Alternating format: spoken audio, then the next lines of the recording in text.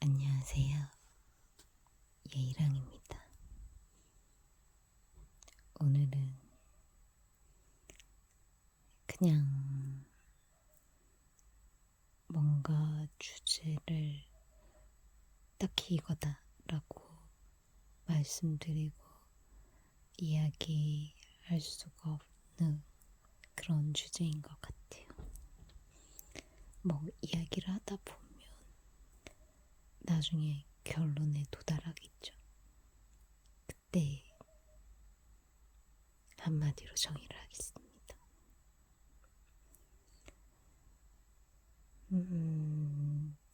제가 학교를 다닐 때 중학교 때도 그렇고 고등학교 때도 그렇고 글 쓰는 걸 좋아해서 문예창작곡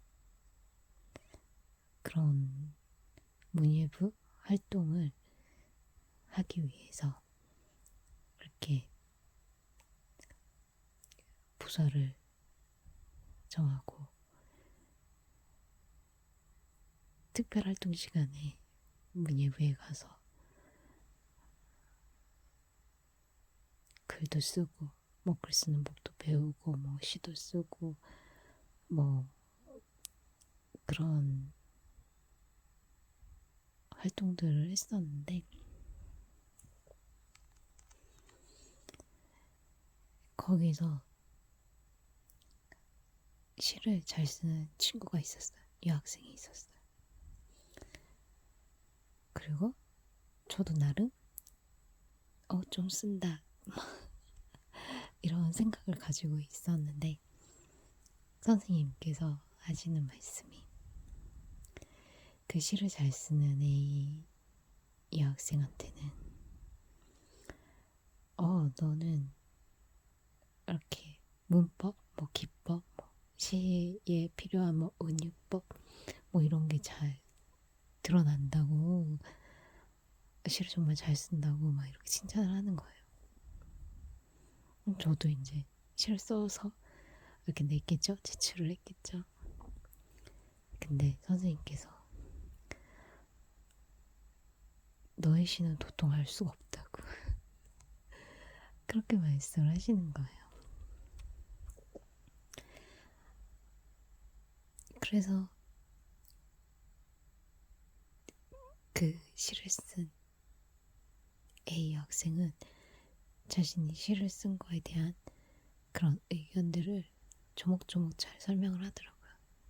그래서 선생님께 칭찬도 받고 선생님은 저한테도 기회를 주셨어요. 네가 쓴 시에 대해서 설명을 해봐라. 사람들이 마음의 동요가 일어날 수 있게 해봐라. 이미 시를 제출했을 때 그런 게 전혀 읽히지 않는데 제가 무슨 말을 하겠어요. 그렇게 해서 뭐 말도 못하고 수업이 끝이 났는데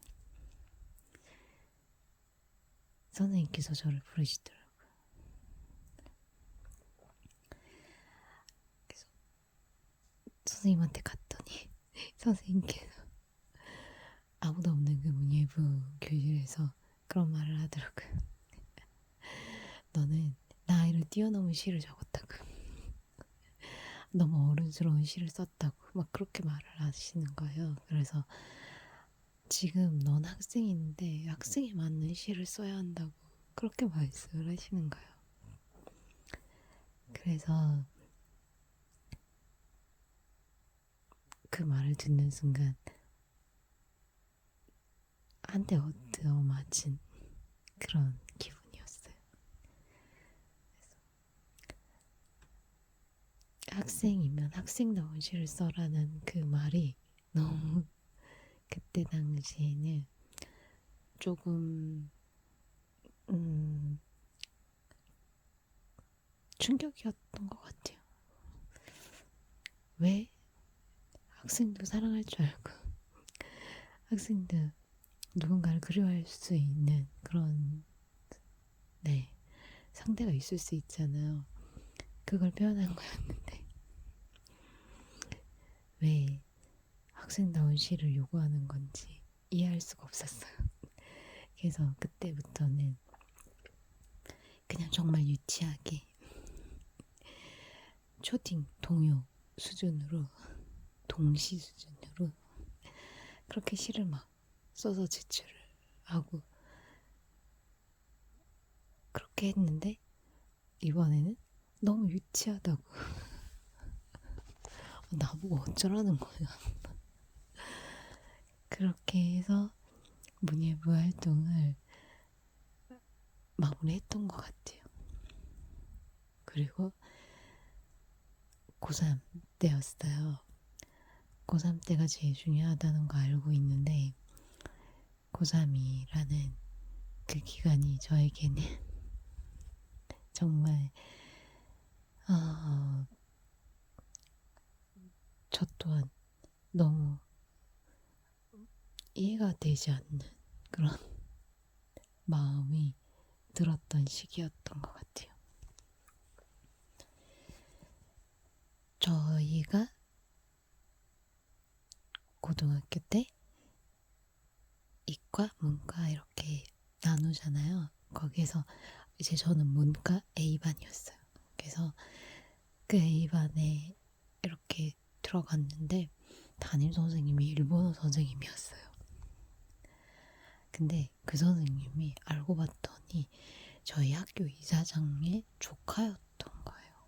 원래는 뭐 육군? 해군인가? 거기 사관생도 뭐 그런 걸로 있다가 그거 때리치우고 교사가 되겠다고 해서 일본어를 그나마 잘했나 봐요. 그러다 보니까 일본어 교사로 저희 학교를 꽂아준 거예요. 그 이사장이 자신의 조카라는 이유만으로. 그래서 사립고등학교의 폐해인 거죠.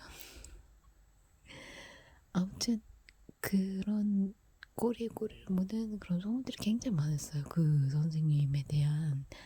근데 하필 그 선생님이 나의 가장 중요한 고3 때의 담임 선생님이었다는 거. 그래서 생긴 것도 일본 사람같이 생겼었어요. 말투도 뭔가 좀 기분 나쁜 그런 말투였고. 아무튼 첫인상도 안 좋았고, 일본 선생님이라는 그것도 마음에 안 들었고, 막 아무튼 이래저래 그냥 우리가 뭐 선생님을 택할 수 있는 그런 위치가 아니었으니까. 그래서 그냥 어쩔 수 없이 그렇게 일본어 선생님의 담임이 된 반의 학생으로 고3을 마치는데, 아니, 제가 언어를 굉장히 관심을 있어했어요. 국어도 좋아하고 영어도 좋아하고 일본어도 좋아하고, 그래서 언어 쪽으로 굉장히 이렇게 관심도 많고 언어를 이렇게 하는 것도 좋아했고 배우는 것도 좋아했고, 그리고 새로운 언어에 대한 그런 호기심, 관심 뭐 이런 게 굉장히 활발했었어요 그때. 그래서 막 내가 정말 열심히 해서 그때 당시에 일본어 학과 뭐 이런 대학교를 그쪽으로 가도 되겠다 이런 생각을 하고 있을 정도였는데,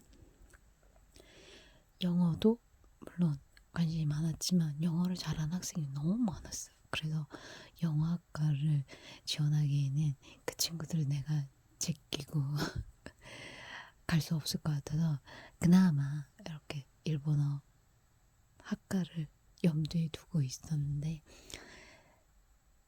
그 선생님을 만난 이후부터 일본어에 대한 그런 애정이 서서히 식어가기 시작했어요. 정말 일본어 수업 시간이 너무 싫었어요. 그 선생님이랑 같이 수업을 하는 게. 그래서 그냥 일본어는 그냥 제껴 그냥 포기하자 그런 생각으로 이렇게 그냥 수업을 대충 했어요. 그래도 기본이 어느 정도, 일본어 수업에 대한 기본은 어느 정도 있었기 때문에 그렇게 뭐 점수가 낮게 나오지는 않았지만 아무튼 그 선생님이 일본어를 가르친 이후로 계속 이렇게 수업에 집중을 안 했던 것 같아요. 근데 일본어 선생님께서 맨날 저한테 읽어보라고 그렇게 말씀을 하시는 거예요. 그래서 저 선생님이 내 이름을 부르는 거 자체 싫은데 왜 계속 일본어 수업 시간마다 나한테 읽어보라고 막 그렇게 말을 하는지 모르겠다 막 이렇게 생각을 하고 있었어요. 근데 이렇게 몇 개월이 지나고 이제 저는 고3이니까 이제 대학교 진학에 대한 이야기를 이제 하게 될 거 아니에요. 이 진학 상담을 담임 선생님과 하게 될 일이 이제 생길 거 아니에요. 그때 선생님께서 너는 대학을 갈 거냐 물어보길래 갈 수 있으면 가고 싶다 라고 말을 했고 어떤 과를 생각하느냐 이랬더니 그때는 글 쓰는 게 좋았으니까 그래서 문해창작학과를 생각하고 있다 그랬더니 선생님께서 너는 일본어과를 가라 일본어과 일본어학과 뭐 이런 쪽으로 가라 그러는 거예요. 그래서 왜요? 가기 싫은데 그래가지고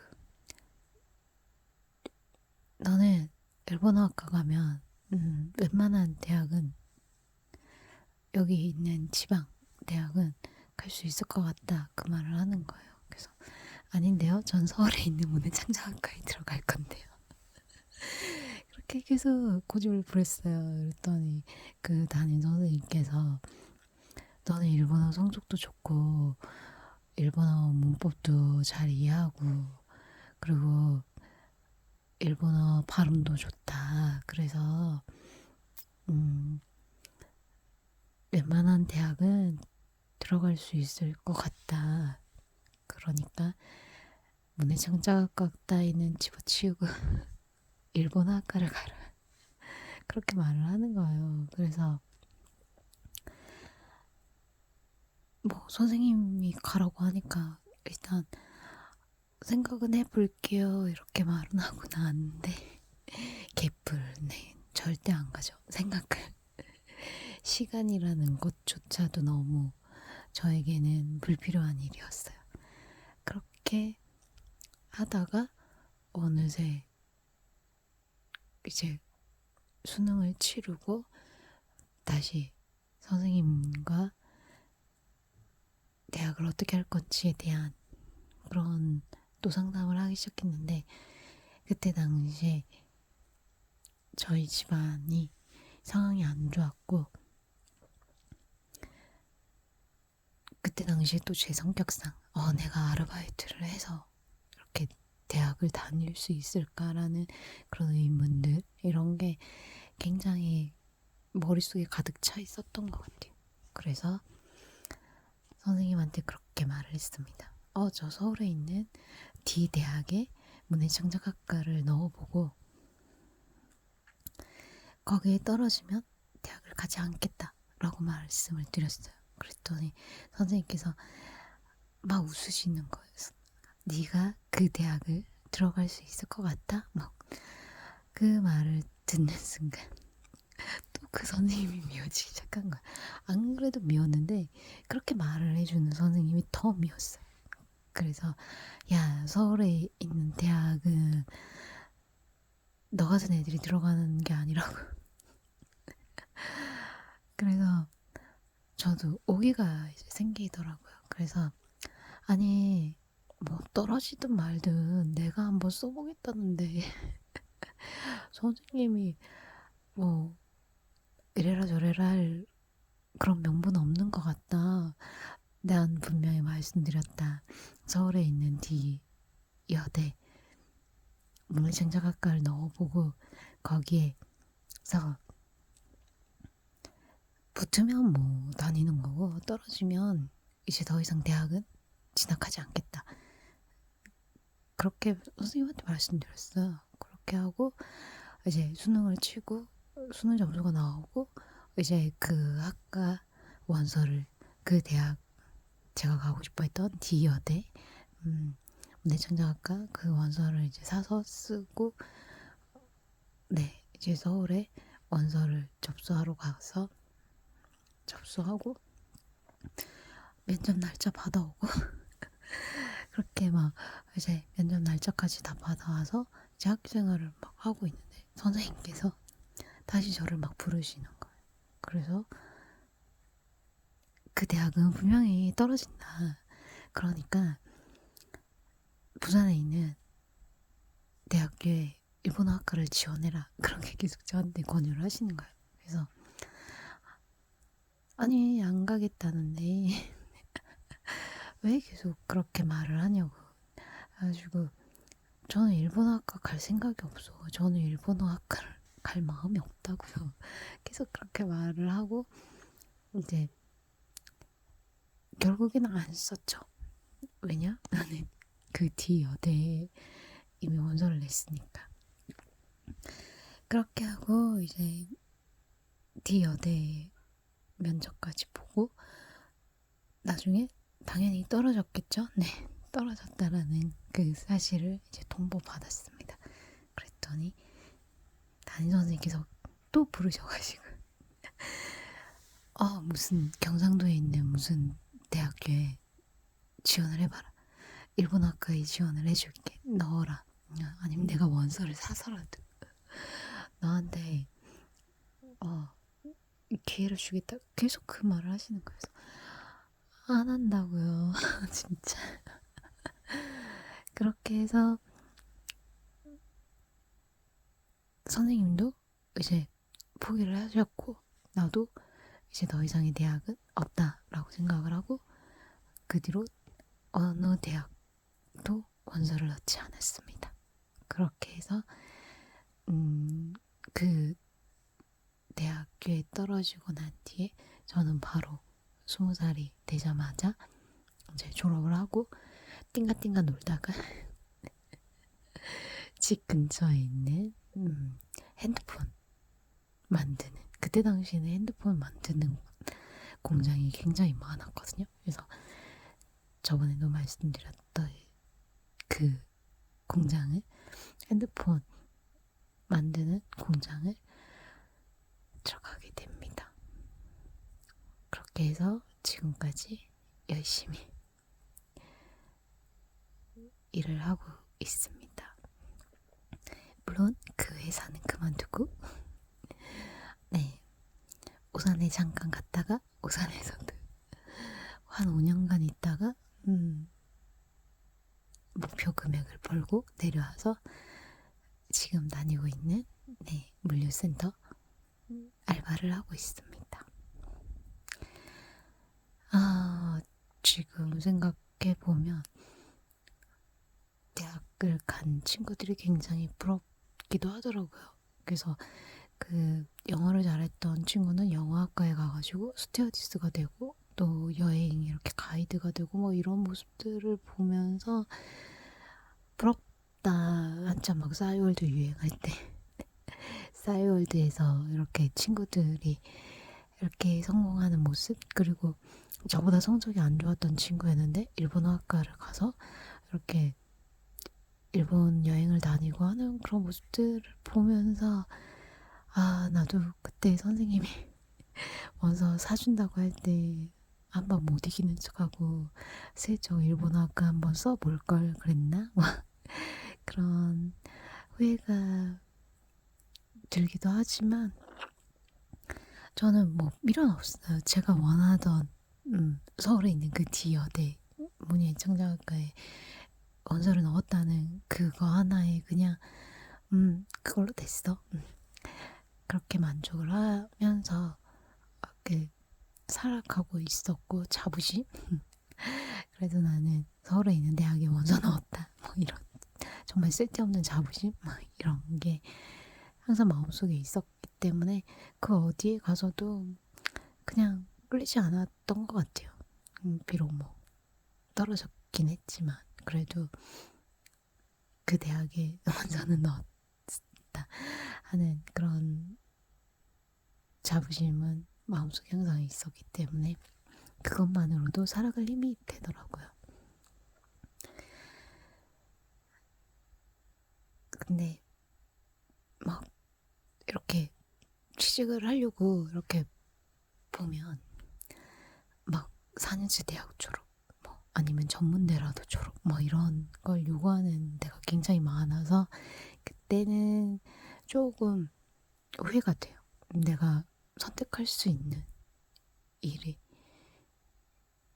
직업군이 그런 학력이라는 그 벽 앞에서 무릎 꿇어야 되니까 그런 거를 생각하면 조금 아쉽기도 하지만 그래도 뭐 지금 열심히 일하면서 잘 살아가고 있으니까 그걸로 후회하지 않으려고 합니다. 여러분들은 절대로 자신만의 고집으로 인생을 살아가지 마세요. 라고 말씀을 드리면 내가 이제껏 한 말에 대한 의미가 없는 것 같아요. 여러분들이 하고 싶은 대로 끝까지 밀고 가세요. 그래야 후회가 없어요. 네. 뭐 잠깐 어떤 일이 닥쳤을 때는 그 순간이 후회가 되긴 하지만 그래도 시간이 지나고 나니까 그때 그 선택을 했던 나 자신이 결코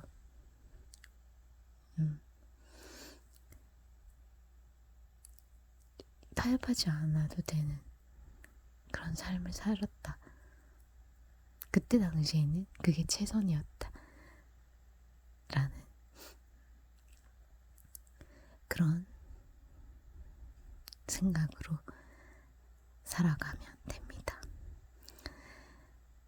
가끔 언니가 물어요. 너는 만약 다시 고3 시절로 돌아간다면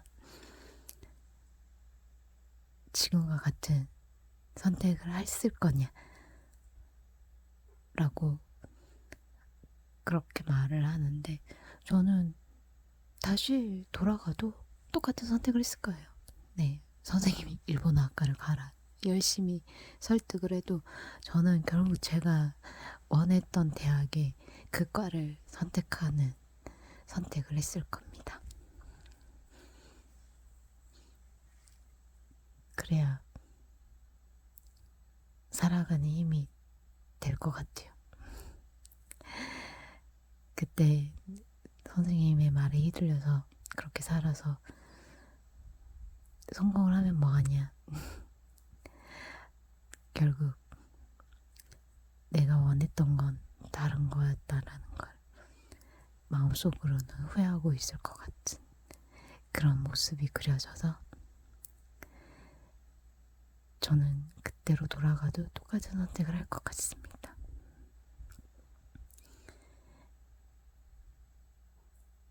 잘했어. 잘했어, 나 자신.